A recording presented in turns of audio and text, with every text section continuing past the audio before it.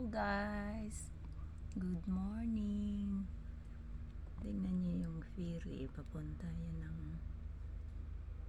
ng Chayuan.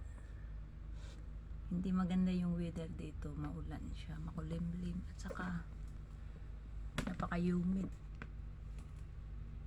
Ayan, tingnan niyo. Baka kulimlim. Mga ferry din doon sa unahan. Papunta yun ng North Point. Papuntang Central.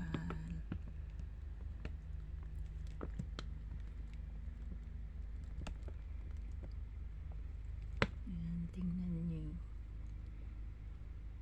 Tahimik ng dagat.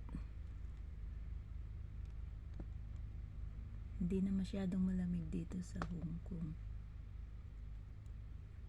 Ano siya ngayon? Makulimlim.